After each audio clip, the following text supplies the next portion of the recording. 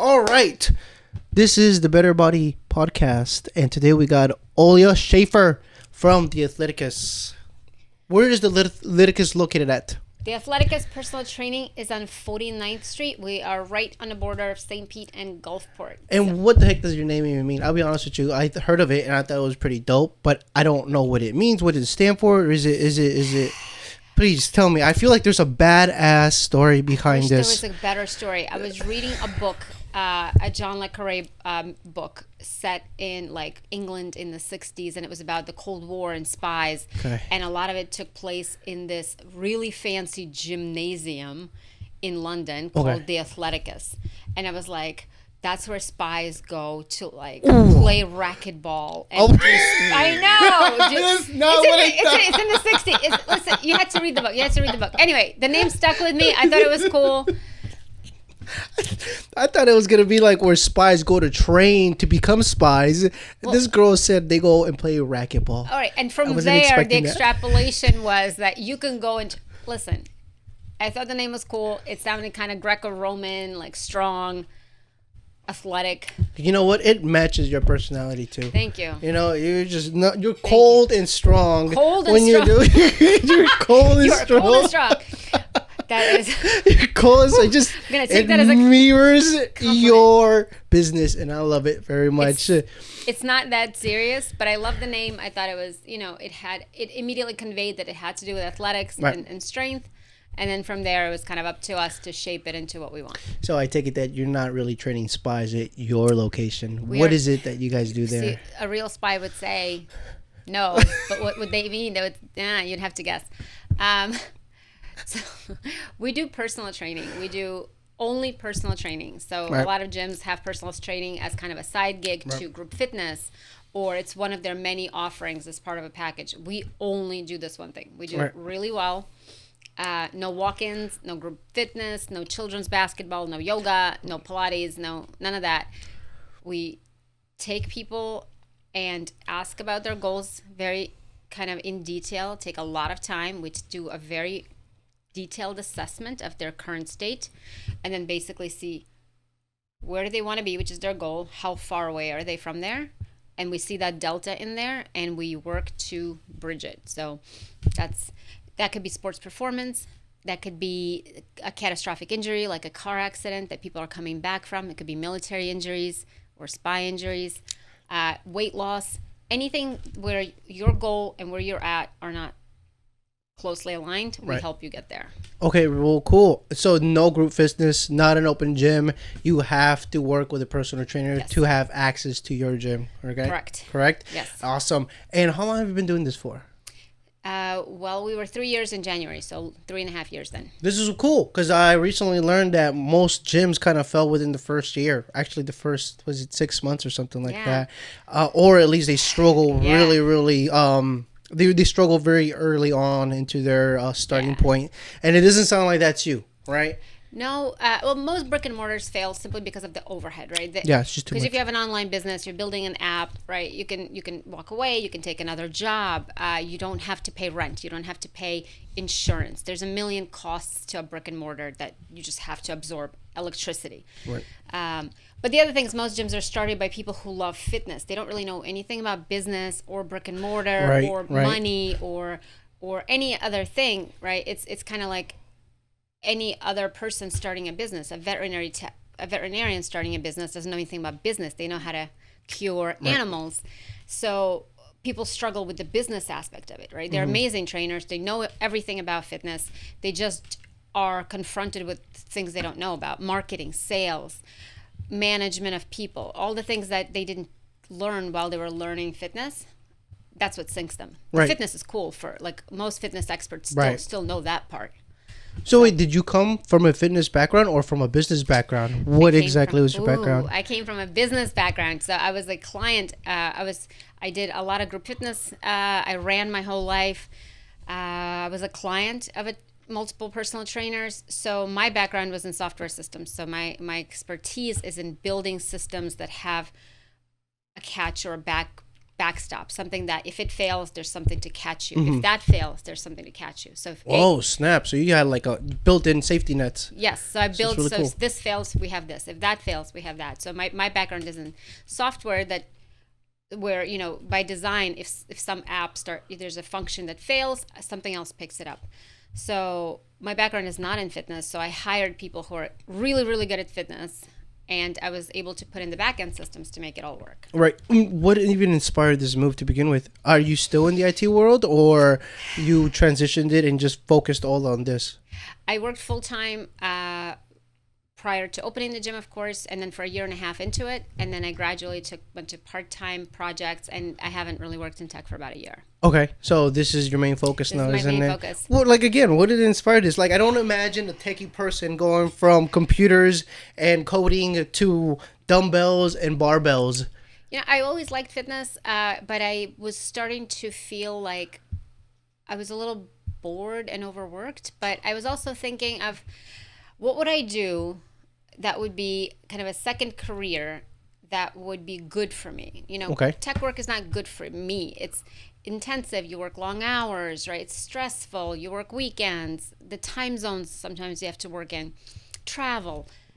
What would be good for me if I had to open a business? What would be? I mean, there are fun things, right? I could open a nail salon. I could open a bar. Right. But I Why thought, not? what would be really? Oh, well, see, those things make no money. Oh. No. The nail salons. I was about to say, you're lying. The nail salons do. But I was like, what would be good for me, right? Would it be a bakery? And it was like a gym would be really good for me personally. I would be forced to be more fit. I would have incentive. I would have access to personal training. And I had great experiences with some personal trainers. My husband had a ton of injuries from the military, so it was kind of like, this would be good. Was he a spy? What's that? Was he a spy? Well, the answer is no, but you don't know if it's a if it's really a You yes, gotta right? So kill it's a no, but is it a real no or is it a fake no? So I was like, I love fitness. I want to be around fitness. Right. I had good experiences and bad with personal training. And at a certain point, you start to look at things and you're like, I would fix this. I would fire him. I would move this from here to there. I would get 2 of those machines. I would elevate something. And at some point, people are like, well, if you're so smart, why don't you just do it yourself? Right. And it's like, well, I'm not a fitness person. But then I started to look at it and I was like, if you strip away the service and the back, all business is business, right? So if you take away the product or the service you're delivering, whether it's massage or personal training or baking goods, on the back, you have to have marketing, you have to have billing, you have to have advertising, clients, you have to have some sort of a shop, you have to have payroll. All of these things are the same.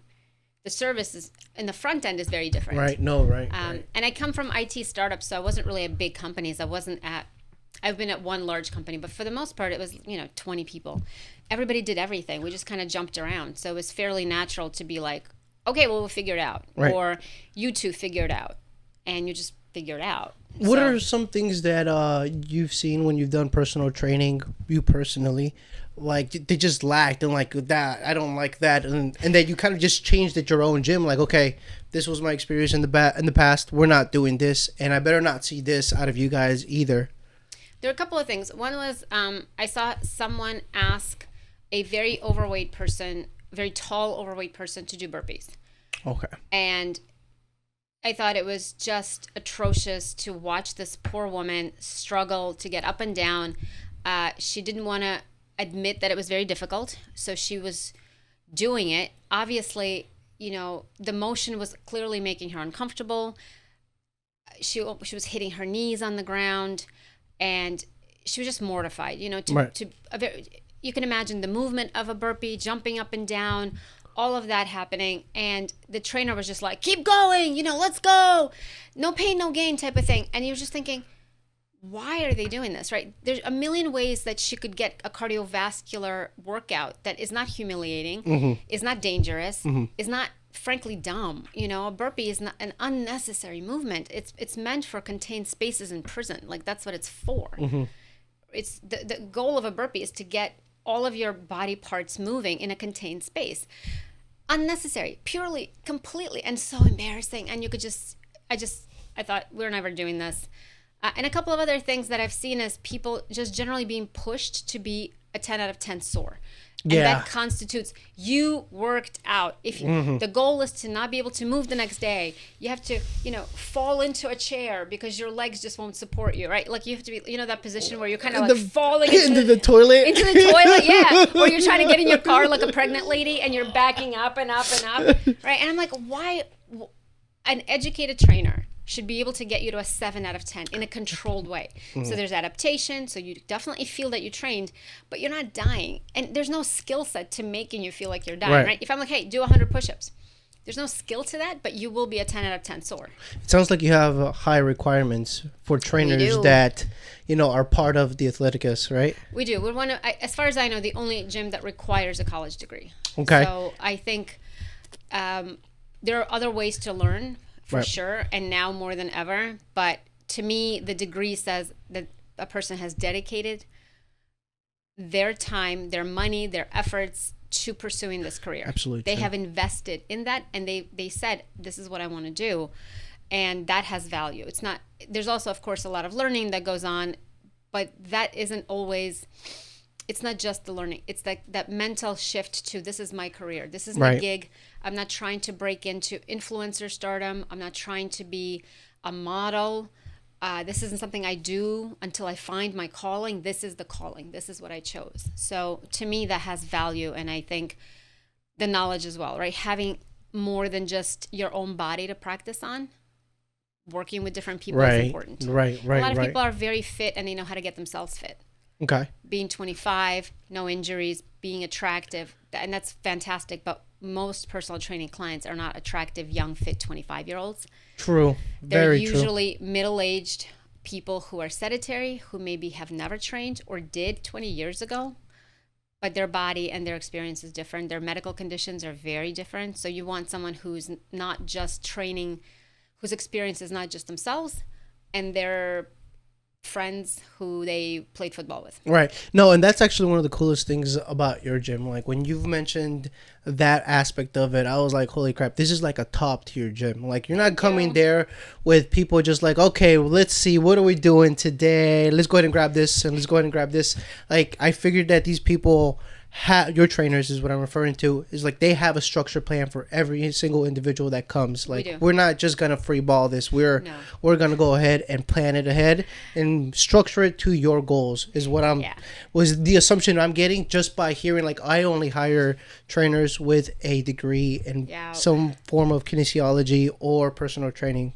Yeah, sports science, kinesiology, physical therapy, that type of thing.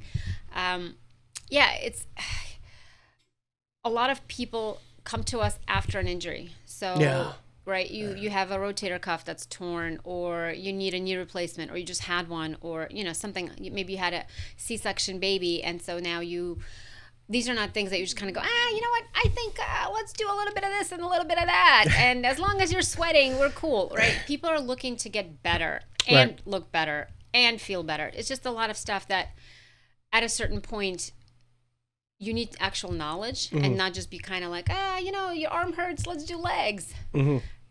So we do take it seriously. I take it seriously. I think the results that we've gotten for people show that matters. And we do see, honestly, a fairly large percentage of our clients are coming from an injury at a group fitness facility or another personal trainer. Oh. I've had people come directly from a personal trainer. Well, no, not directly. They got injured with a personal trainer. They had surgery.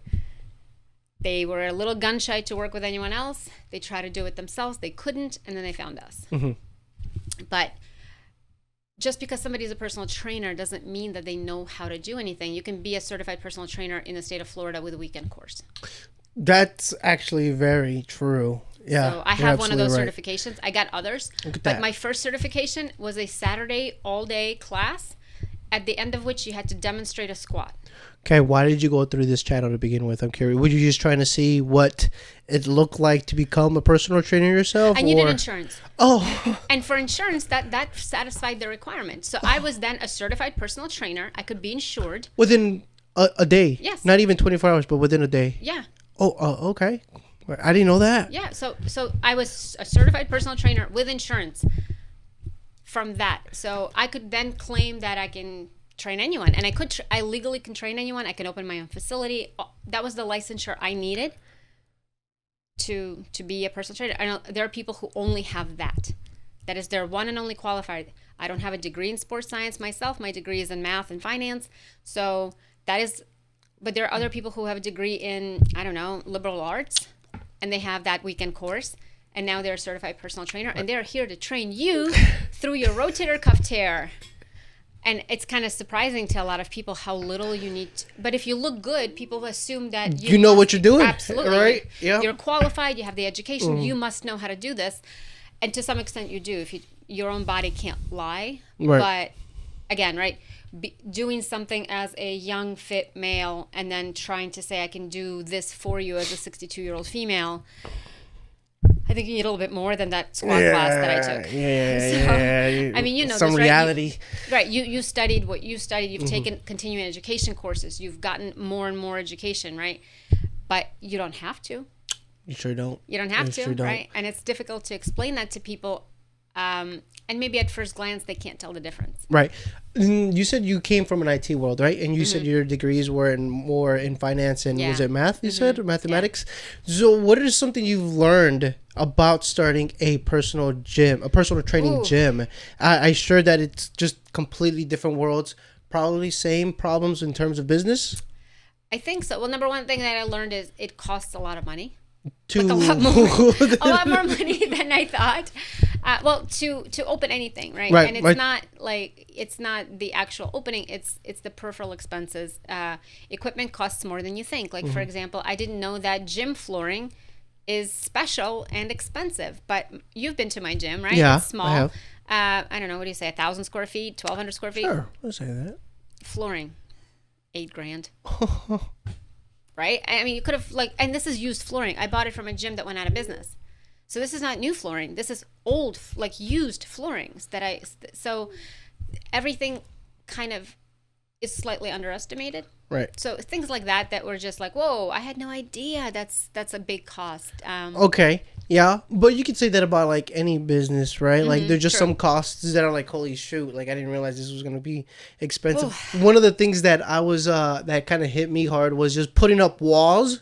Because this was when I was starting to look for an office of my own. Oh yeah. And there was this one office that was like great. It was perfect on Central, but it was just wallless. Like it was just this big like open space. Like it was ready to like do what you want with it. Kind of like, okay, cool. And so I started bringing people in and like, how much would this be? And I'm realizing like, holy crap, this is a lot more money than I really anticipated it to be. Yeah. And so yeah, you're absolutely right in terms of like when people don't realize the cost it takes to create the vision that you have in your mind. And actually doing it and paying for it. So yeah, that's actually a good one right there. I mean, it's like you're right in any business. Payroll, I didn't realize how expensive it is to have people who are actual W-2 employees. So there's a big difference. It costs you money to do that, right? It does. Yeah. It does. So again, it's fairly unusual for a gym to have actual W-2 employees who are paid and you pay taxes on them. A lot of people are contractors. So why'd you go that route? That is definitely abnormal in that space. Like even when I started personal training at Best Day, I was a 1099. The talks about a W-2 was just like, what? Why? Like it just made no sense. Well, I'm a rule follower, and technically that is what you should be if you hire people to do what we do. So, but moreover, I wanted to hire the best, and that means you have to compensate them the best. Right. And people who are the best want to have benefits that come with being a W-2 employee, which means they're eligible for unemployment. I pay taxes so they don't get stuck with a giant bill at the end of the year. Right. That's a big one, right? You don't know how much to save. You're supposed to save for your own taxes, but people rarely do. A W-2 also, for me, allows me a lot more control how things are done. So, elaborate. What do you mean by that? Well, the difference between a contractor and an employee is a contractor is responsible for the job. Right, the job that you assigned them to, that you're hiring them to get done. An employee is also responsible for doing the job the way you want. So if a contracted employee, right, if I tell you to, I don't know, bring me a sack of potatoes, right? I'm going to pay you to bring me a sack of potatoes. Go get them, whatever.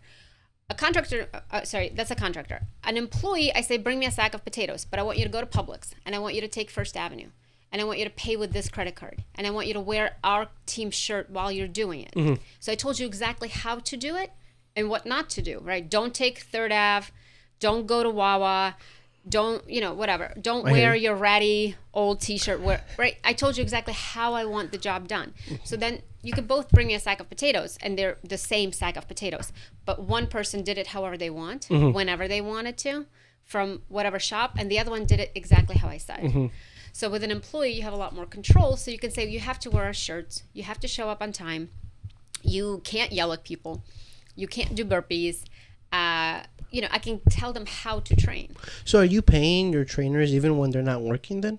So, we have admin, yeah, they do. There's admin stuff, and if people don't show really as well. Cool. What does admin stuff look like? Just reaching out to their current clientele or the past clientele? Or what? I do all of it. Okay. So our trainers don't talk about money. They don't sell. They don't solicit.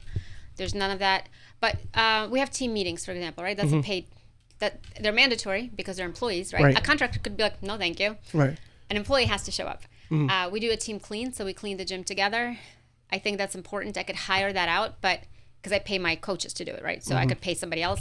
But I think it's important that, first of all, we do a much better job because we use the stuff. Right. Talk about unity too. Like even the boss is cleaning. Like what? It's kind of a team building thing. Now I'm not gonna lie. I don't always come to team clean, but because you're working. Because I'm doing marketing. But we have other tasks that people do, right? They're programming. There are other admin style tasks that are not directly client facing, but those are things that an employee is paid to do. A contractor is not, right? So a contractor, I'd say, hey, please train Michael.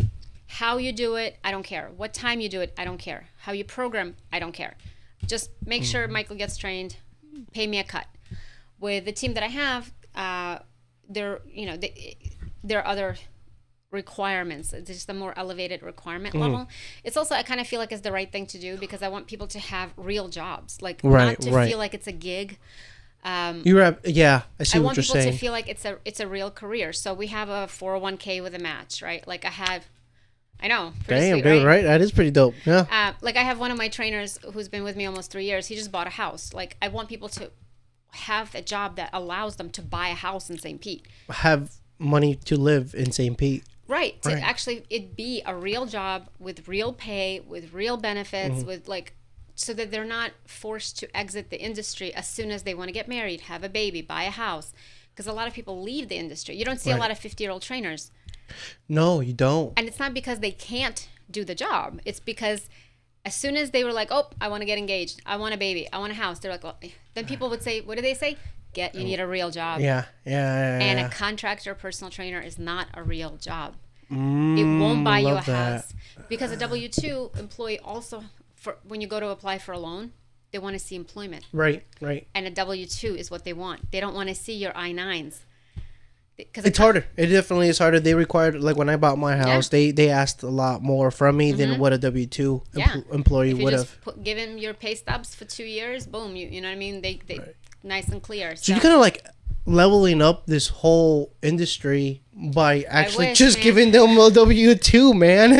It's definitely an attraction, to be honest with you. Like I've gotten some very, very good people, and I asked them later, I'm like, what was a big difference for you? What made this a big, and they said a W-2 was definitely a thing. It was very attractive to have. I have some people who are on salary, they have paid vacations.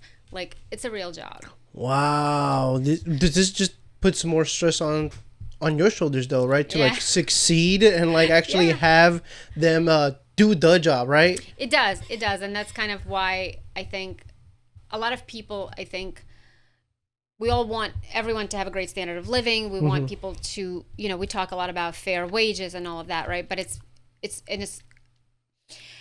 it's difficult to then on the back end see what that costs, and that costs more. Yeah. Right? If you talk the talk, then when it's time to walk the walk, we are more expensive. Training with us is more expensive than training at a big box gym with a personal trainer. You get more for it. You get people who are dedicated, educated, happy to be there. They're not overworked. They're not underpaid, right? But do we cost more? Yes. So that's the trade-off, right? That's so you're kind of like the Equinox version of personal training. In a teeny tiny way. We're teeny tiny. But I mean, my goal is to have people with me a long time. My trainers their metric is client retention, right? I want to make sure we keep clients for a long time. It's very difficult to gain new clients. It's very difficult and costly to onboard new clients, right? There's a lot of work that goes into it that is essentially unpaid. So, but also people don't get benefit of personal training 2 weeks in. They get it 6 months in. So we want to retain people for a year, right? But and my metric, like my success is trainer retention. So I am a successful manager if I have people with me 2 years, 3 years, 4 years, right? That's very true. Yeah. That's what makes me a successful manager. And my pain point is not getting more clients. My pain point is getting more trainers. Every time we need a new trainer, it takes me 5 or 6 months. Do you have a high turnaround? I don't have a high turnover, but the thing is, every time I need a new person, it takes me 5 or 6 months. So it takes me forever. Is it just because you're picky, or is it okay? Yeah. I'm picky, but people are also picky as well, right? There are people who are like, I don't work Wednesdays, or I don't do mornings, or what's one that is kind of a showstopper for me? I don't have a degree. Poor attitude is a big one. Okay. Sometimes people will say that, well, yeah, I have my own business on the side, and that's a priority for me. Well, I can't really work with that. Right. It's kind of like, what's the word? Binary. No, it's conflict, right? Yeah. Like conflict of interest. Yeah. Even if it's a business that's like, hey, I do social media on the side, right? I mean, that's super cool. But if you have to be called out in a photo shoot, right? I can't. It's hard. I can't work with that, right? I have my client. We have a system in which we have never missed a session. We've never had a client miss a session because we were not there. Right, like they were waiting for you outside, never. And they're like, where's everybody at, kind of thing. Like we've never had a trainer miss a session because we have a great system, right? So, but I can't have people who are committed to other things. So that, but a lot of it is also, I think, because the industry is unregulated and the consumer doesn't know, right? People just don't know. You are the authority. They come into a gym, there's somebody attractive and fit, and you say, hey, I'm your trainer. Great. A lot of trainers, even those who have an education, the standard is fairly low. People don't know how to do things. They know how to count reps. They don't know how to explain. They don't know how to teach. Oftentimes they're rushed because they have 25 clients. Right. Lined up. Right. They're in a rush. They're not really paying attention. This can be all found in your big box commercial gyms right here, right? Yeah, of course. I've seen this myself. I mean, and I interview a lot of those folks, and because the commercial gym skill set they're looking for to hire is excellent sales. Those people are commissioned. Their primary skill set is sales. Whether you train well or not is unimportant. Right, you can be proficient or you can be it doesn't really matter because your job is to sell. Right. Once you've sold your package of 10 sessions, delivering those sessions almost is irrelevant because it's already paid. If you deliver them well or you deliver them poorly, it doesn't actually matter. So the people who are excellent and successful at those places are great salespeople. They're usually mediocre trainers because it's not an important skill. Right. I hear you. Like their money is made on sales, not on delivery. Their money is also like the more you sell, the more you make. Right. Unless I guess people are complaining in droves, it kind of sort of doesn't matter, right? Just count the reps and let them get out of here. Is that why you do your sales process? Like you only want your trainers to do the training aspect, and if there's some administration kind of stuff, then they don't do any money stuff or any marketing. Because I pick up the best trainers who are actually fairly crappy salespeople. If you know what I mean. Like they just love what they do. They love the art. They don't want to market. They don't want to dance on TikTok. They want to help people get strong. They want to help you get abs. They want to help you work through your knee injury. They have absolutely no aptitude or skill or interest for the most part in any of this other stuff. They didn't go to school for it. You're absolutely right. I also didn't go to school for it. So I actually don't care for it either. But I do it because that's my job. Marketing, sales, all of that. So my team. But you grow to love it, no? You grow to like it in a way. I personally do. Do you really? I do. Juan is gonna be my marketing dude. Look, I love the marketing aspect and the sales process of like within a business. Those are the two. I waste so much into those aspects of the business that I've grown to love it and enjoy it. Not too long ago, like I said, I was talking to Victor not too long ago, and he was like, well, who's doing your marketing? Like, well, I'm doing it. And I was like, well, can you see yourself like phasing away from, like, I can see it, but like I enjoy it. Like I like seeing the numbers, like what's working, what doesn't work, what attracts people, like that. I enjoy it. But if I really wanted to be an entrepreneur, I would have to step away from that at some point. And the more time you gain from your business, I think that's how I measure success from a business that is yours. So I like it. The sales process, I love it. Like it gets my heart pumping. I start sweating. I'm like, all right, let's go. Like, oh my God, we got to make money today or not going to make money today. It's on me. It's on me. I don't mind sales. The marketing, I don't care for. I gotcha. And I've actually tried to outsource marketing. So I've just about always had paid marketing, and I've paid more and more and more, and I've gotten more and more robust services, and honestly they have gotten worse and worse. So unfortunately I've never worked with a marketing company that was good. Right. So what are you doing it now? Are you by yourself or kind of? Well, what I've realized is after because I started, just hiring, a girl who was like, oh, I do a little bit of marketing on the side. I'll do yours, right? Cool. And that wasn't obviously. That's the equivalent of like a personal trainer right there that works at 4 different gyms. Yes, right? yes. I do a little bit of this on the side, but I also cut hair. I do tattoos. I walk your dog. I'm a barista, right? It was like one of those, right? So it was like, okay, cool, right? It was like $200. I was like, sweet. I don't know anything about marketing. Like I know math, right? Right. So obviously the result was. Right. So then I went to a small agency that had like 2 people, and the result was. And then I went to a bigger agency and a bigger agency, and eventually I went to a full service agency, SEO, Google Ads, Meta, right? Absolutely, completely useless, total trash, and I realized that if I simply cut that as an expense, which was thousands of dollars a month plus thousands more in ad spend, actually I'm a lot more profitable if I just don't spend the money. So even if I don't gain any more clients, because you're not losing money. Exactly, just not throwing money down the toilet and flushing, I'm like, oh snap, like we are doing really well. So I'm taking a break and doing no marketing except a little bit of like social media posts, like just I'm doing my own marketing, right? I post a blog every once in a while. But just the cost savings of not investing so much into something that wasn't working, I don't myself do well, or I think I'm at a point where either I buckle down and I take 6 months and I delve into it and I learn it and I just get good at it. Right. Or I do what most gyms do, which is nothing, and simply roll by on Google reviews and the fact that over time, our SEO is improving as we get older, right? So SEO grows with longevity. Right. And like you said, most gyms go out of business. So there are actually very few, statistically, gyms that are 3.5 years old, right? There are a lot of gyms that are 4 months old because they just opened, but very few make it to a year, to 2, to 3. Now, there are some gyms that I will never outperform because they're 10 years older than I am. Right. But over time, I will be the 5-year-old, the 10-year-old, and I will be performing better than the new startups.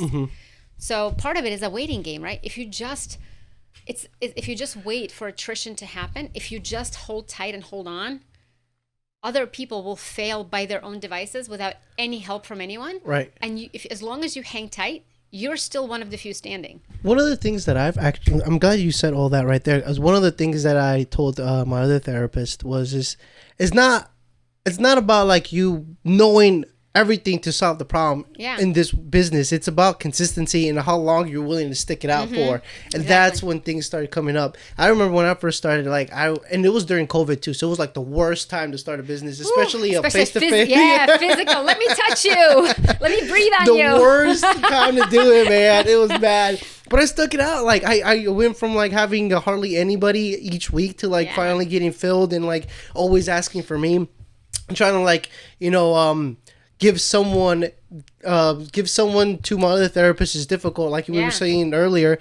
Just people, the names there's more recognition, and so I had to tell them it's not about like if you're the best of the best. I mean, honestly, it just comes down to being consistent and being around the longest. You start being heard of. You start getting like calls of asking for you. The more people they see your name, your face at a certain period of time, they're going to want to come try your services. And so, yes, you're absolutely right. So You know those shows where there's like a contest, right? And they're eliminating people until only one remains standing. Yeah, sure. Right? So in the beginning, right, a lot of people try to be ambitious and go for like the greatest, right? There's 20 contestants and you know they're going to eliminate one. All you have to do is be in the top 19. You don't have to be number 1 in that first round, right? You can save some of your reserve for later when you really need to push. In the beginning, just don't be the worst. Right? just don't suck. Just don't suck. So much pressure. So much pressure. But like over time, right? You know what I mean? As you get better, you get better, right? But in the beginning, it's like don't hemorrhage all your money. Right. Don't try to go out the gates outspending people. Like give yourself enough runway to learn so you can like iterate and get better.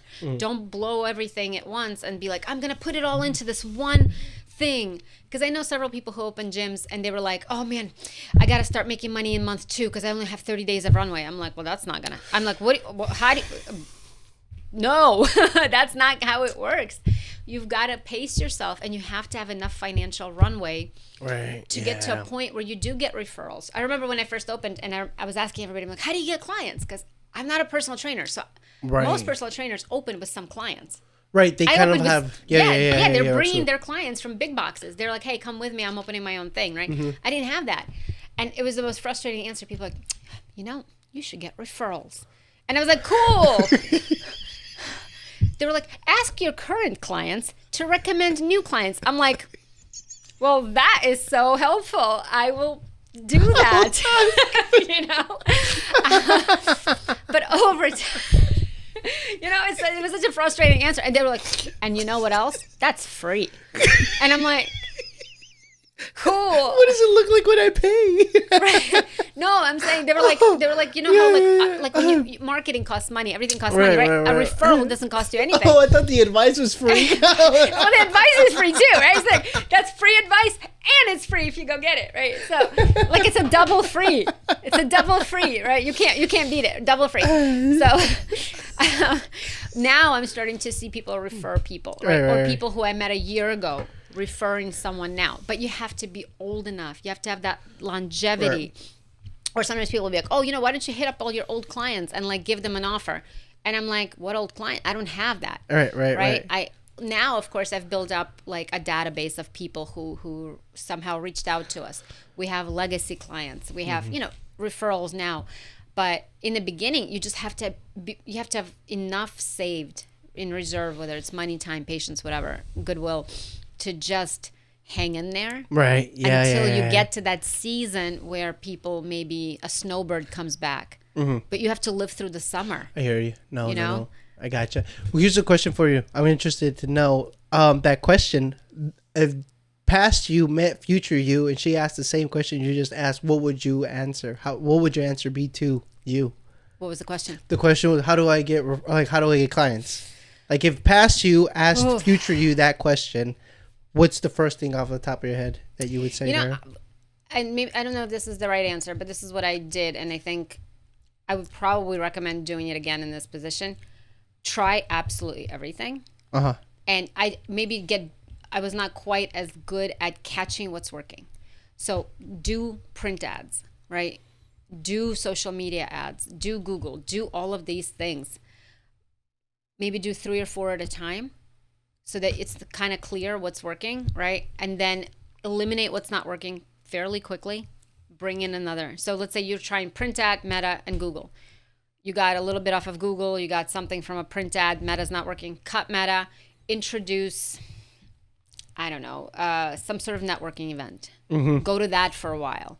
Okay, that's actually serving you some purpose. Google is not giving you anything. Drop Google, right? Bring in,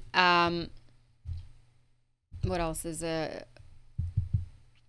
way of getting clients? An event. Start doing events. Start going to fairs, right? Oh, that's not working. Great. Cut it. Stop going. Stop wasting your Saturdays and your resources and all that. Try something else, right? Okay, well, you know what? Maybe we need to do more outreach at school events, right? Maybe we'll catch some parents at school 5Ks or whatever. Go to some of those. like just aggressively cut anything that's not working. My problem was that I wanted to believe so badly that I would let things run for a long my time. God, yes. And the thing is, I know exactly what you mean. And here's the thing, right? Fuck. There's something called a sunk cost fallacy. Like, you just put so much time and effort into it that, like, it will work at some point, but it's not working. Well, here's the thing, right? I'm a math person, so Right. so a big part of, like, you know, my background is statistics, right? So if something works 1% of the time, if you do it 100 times, you should hit gold once, right? Mm-hmm. So at a certain point, you believe, okay, now I've done it 11 times, only 89 to go, right? So you're like, if I keep doing this, every time I fail, my chances of success get higher on the next turn because I'm due, and you're not. Here's the thing. There's absolutely no such thing as you're due, right? Past performance does not predict future success. And a lot of people get caught in that. They're like, well, it used to work, therefore it will work. I just have to do it harder. Right? Yeah. Like, you know, people call it, Meta used to work for me. I cleaned up on Meta, blah, blah, blah, blah. Now I just have to do more Meta, or I have to put more money into it, or I have to push harder, or I need new content, or it's just not working for you anymore because something changed. COVID happened.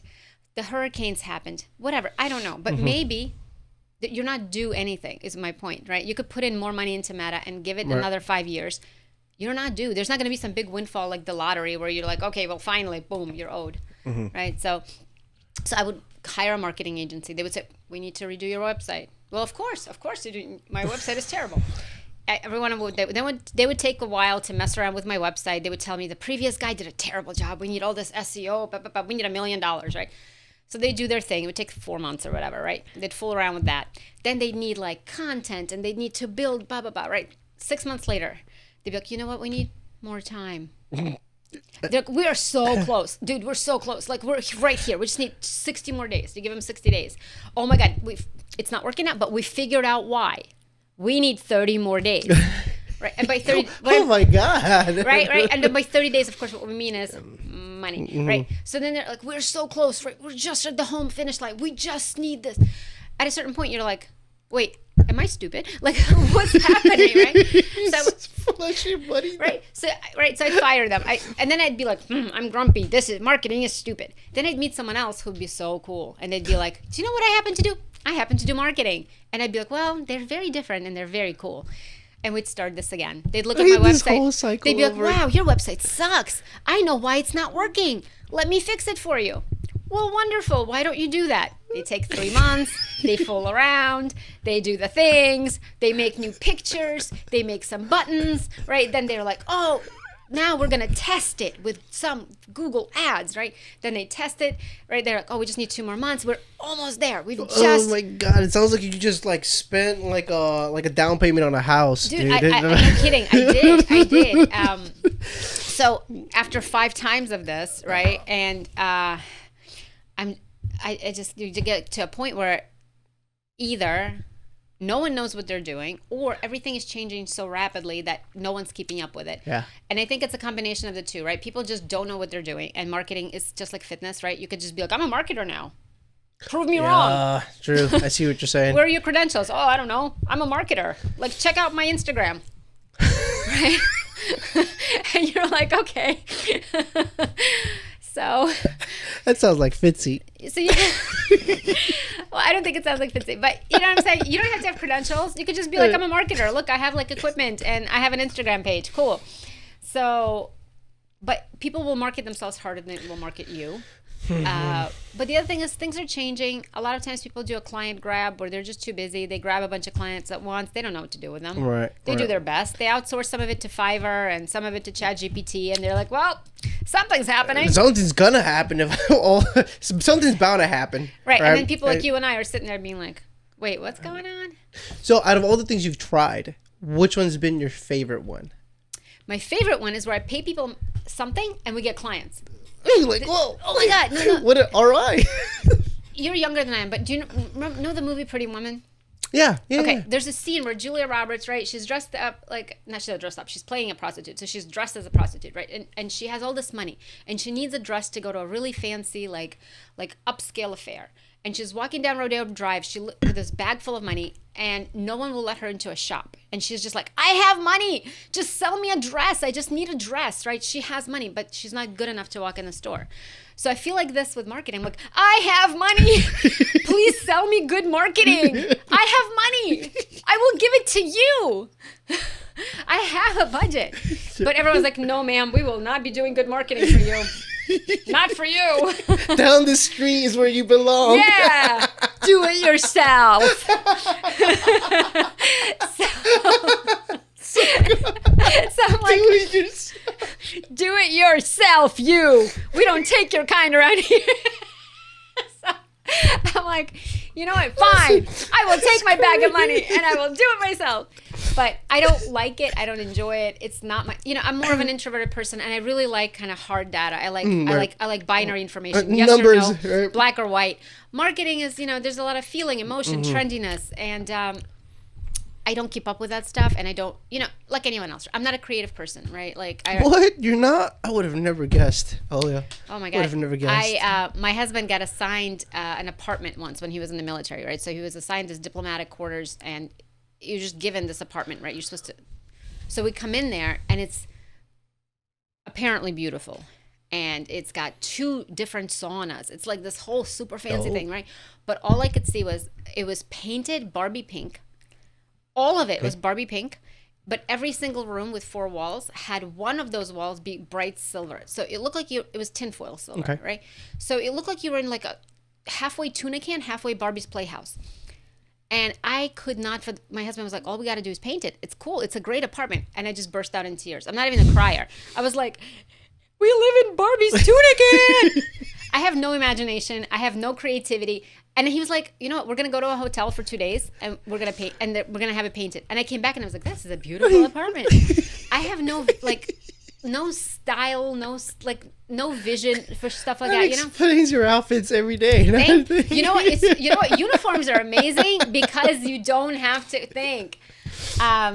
So like for me, this whole like marketing that requires that brain, I don't have it. Right? I'm really good at the back end systems, running the business, all of that stuff. But when it comes to the flair or the vibes, right? Like that is not my thing, and especially not when it's you and I both, man. You and I both. That's why I hired Fitzy. The whole social media, the whole social media thing, like where I have to post every single day or like 3 times out of every week or something. Yeah. I hate doing it, and so Fitzy comes over and he records me for like an hour and a half, awesome. and collects like awesome. months worth of content, and he just posts it for me. Yeah. And then even at that, when he's like, "Oh, this video is doing really good," like which video? I don't know what video because I don't like seeing it. I don't like watching it. I don't. It's just. Because I know that's fake me. Like, I have to do that for social media. Yeah. And I don't even want to see fake me. It well, kills here's the thing. me. That's not what you study. That's not what you love, right? Yeah. Like if we were advertisers, then it would make sense that we'd be on social media because it would be kind of like in there, right? Or even creative of some kind if I was an artist showcasing my art, right? But like if you're mathematical or you're, scientific, like how much of that is really like, hey guys, check out this gym, boom, boom, boom, It's like, I had you almost wear the glasses. I mean, I look cool in those glasses. You look pretty good in those glasses. So, I take that burden off of the trainers that I have. I think a couple of them could be decent salespeople, but all of them have also said that's a big part of why they love working here is that pressure, right? To sell, or every month to be like, who do I need to upsell? And I think the clients sense that as well. They come in, there's no pressure to buy something. They know they're not going to be hassled for an upsell. No one's going to try to be like, hey, we have a special. Do you want to buy some protein? Do you want to buy some peptides? Do you want to buy some t-shirts today? We have a deal. They just come in to work out with their friends that they like, who is a good guy, who's there to help them out without thinking, how can they get more out of them? We have 2 conversations with clients. I have both of them about money. One is at the beginning when you sign up. One is when you leave and you tell me what day to stop billing. The end. Oh, okay. We are a members only gym, so it's membership. It's monthly. It's recurring. It's the same every month. So there's no like, what do you want to do this month? Do you want to buy a 10-pack a session? Oh, cool. That's so, it. Okay. So it's per month, never like 3 months or 6 months or a year kind of plan? Like, no, we get you in a month? Yeah. Okay, cool. Yeah. You just let me know. I mean, if you're like, hey, I'm moving. Okay, wonderful. Like, billing happens on the same day every month. We'll just won't bill you for the next month, the end. And so it relieves the client from, oh, I got to talk to Juan about, I don't want to re-up, or I only want to buy 2 sessions, and they're running a special. I don't even want to come in. He's going to try to sell me the special, Dude, just... Funny story. I had a client. So I do some personal training. It's more like a rehab kind of thing, but it's from the past when I was doing personal training with Best Day. Some of those clients have kind of stuck around. For what reason? I don't know. It's probably my personality. It's gotta be me. The vibes. The vibes. But nonetheless, this guy, he was like, "Hey, I gotta." He's like, "Hey, I gotta talk to you." And I'm like, "Sure, man. What do you want to talk about?" And he's like, "Oh, can we do it like after the session?" I'm like, "Yeah, sure, we'll do it after the session." And I kind of knew it in the back of my mind. And it's like, oh, this guy wants to stop training finally, right? And so it came to the end of the session, and he just couldn't tell me. He's like, "Hey, do you want to have lunch tomorrow?" I was like, "Sure, we can have lunch tomorrow." He's like, "Cool, I'll tell you tomorrow." I was like, "What is this about, man?" He's like, "Oh, it's about politics." I'm like, "Oh yeah, we can't talk about politics here. You're right." Fast forward to tomorrow. This man buys me lunch. He buys everything, the whole shebang, like a pastry at Crumb Factory. Ooh. Shout out to Crumb Factory. Hey, the Crumb Factory is amazing. Yeah, Crumb Factory, bomb. So he buys me this whole lunch with a pastry and everything, and he just like as I'm eating, he's like, "So I've got to tell you, I got to stop training." And I'm like, "Dude, you could have just told me." And saved the lunch, but thank you for the delicious lunch. Yeah.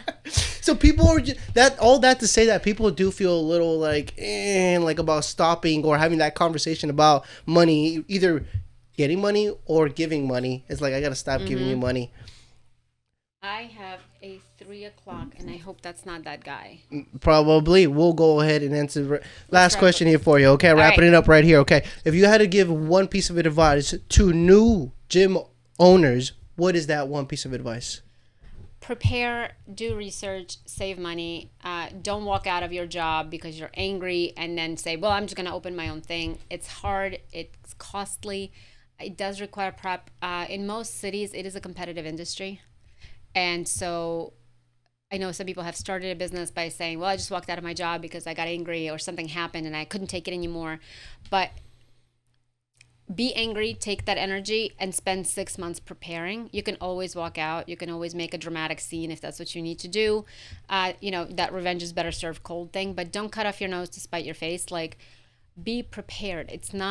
No business is easy, and it's difficult to walk it back. In other words, it's hard to find a job, right? And I, as a previous manager in tech, I can tell you I didn't hire people who were coming from their own business.